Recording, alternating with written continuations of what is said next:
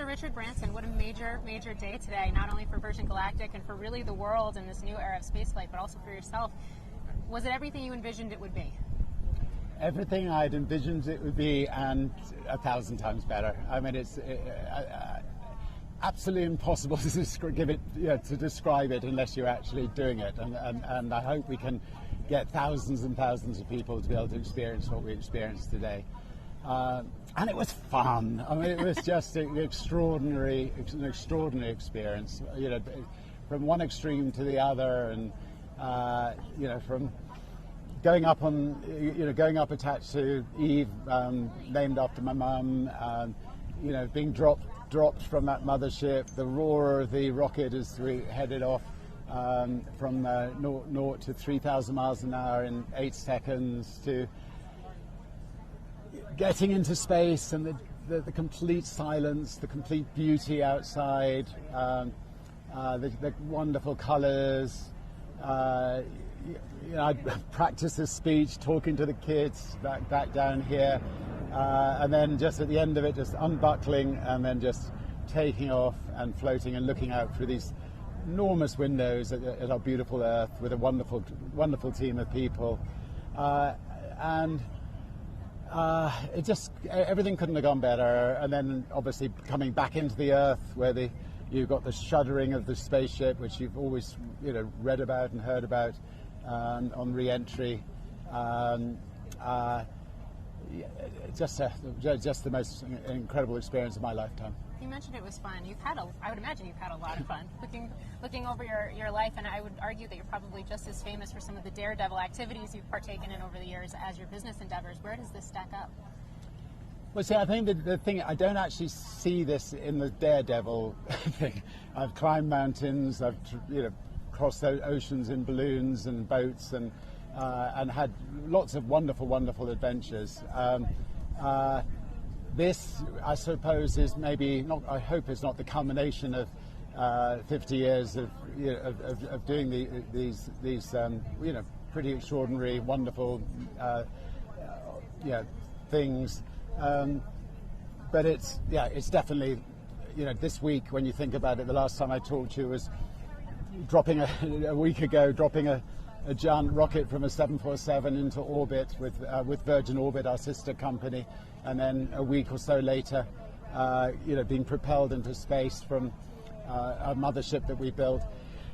Yeah, so I'm going to wake up tomorrow and think, I don't know, maybe by tomorrow I'll come down.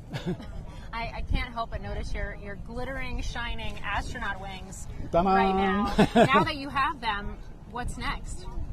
Well, I'm sorry, I'm not letting go of that one. No. What's next?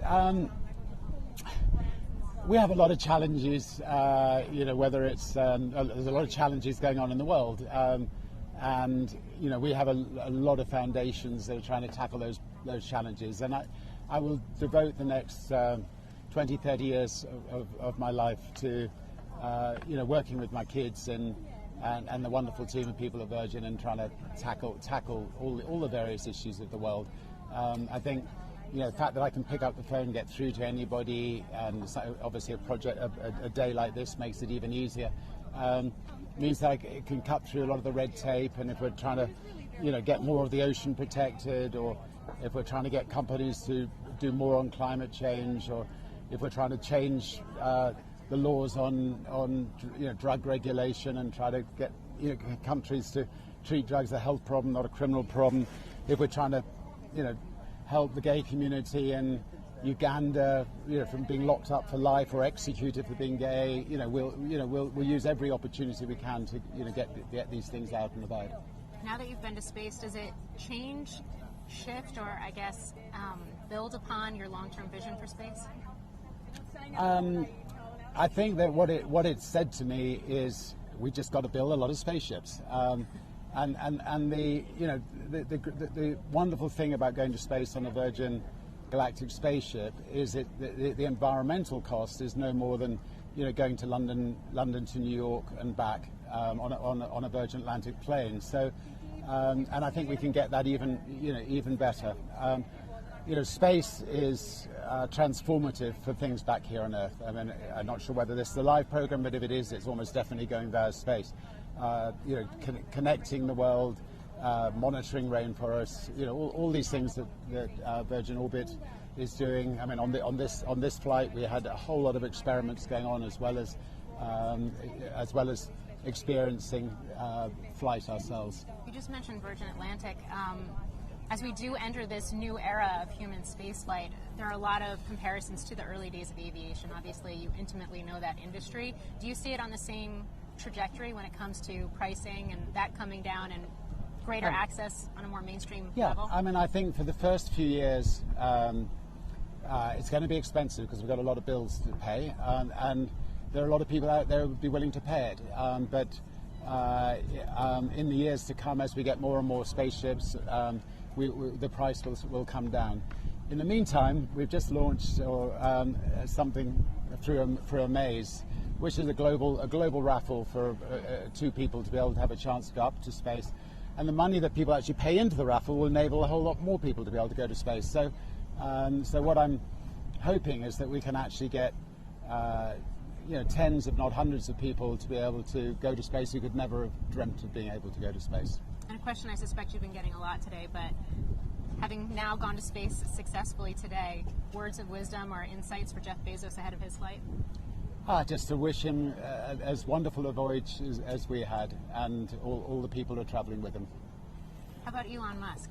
I know he was here today as a guest of yours. Is he now convinced to go up himself? He has a ticket with Virgin Galactic, I'm sure. He has had it for a number of years. He will still go to space with us one day, but I'm sure he'll also go to space on his own spaceships. Final question for you. Will you go again? Oh, sorry, I missed your question. Will you make this trip again? I would love to go this afternoon if the opportunity arose. But now, as a proper citizen of Virgin Galactic, we've got hundreds of people who signed up to go to space. They need to take all the seats, and I will come and bid them a wonderful voyage like we've had. Congratulations Thank you. Today. Thank you so much for joining us. Thank you for coming all this way and standing in this boiling heat.